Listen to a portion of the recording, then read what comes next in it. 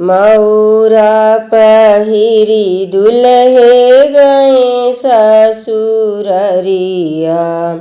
सासु पूछई के बाते हो। सासु पूछई के बाते हो। कैसे ने आहै तोरे बाबा से दादा। कैसे ने आहै छोटे भाई हो। कैसे ने आहै छोटे भाई हो। कैसे आहै दुल्हे सगवानुइया। जिने से सजल बाबा रात हो। जिने से सजल बाबा रात हो।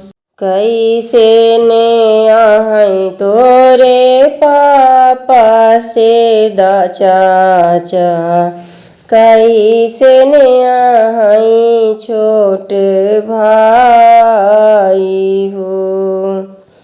कैसे आहै तोरा सगवानुइया। जिने से सजल बाबा रात हो। जिने से सजल बाबा रात हो। पीली पगड़िया बांधल बाबा से दादा। अरे पीली पगड़िया पहिने पापा से चाचा। छैला बरन छोट भाई हो। छैला बरन छोट भाई हो। घोड़वा चढ़ले आवै सगवानुइया। घोड़वा चढ़ले आवै सगवानुइया। जिने से सजल बाबा रात हो। जिने से सजल बाबा रात हो। इतना जो सुनी है सासु का मन दे। मन ही मुँह से काई हो। मन ही मुँह से काई हो। विदा करब बेटा बाबा से दादा। विदा करब बेटा पापा से चाचा। विदा करब छोटे भाई हो। विदा करब छोटे भाई हो। एक ना विदा करबै सगवानुइया।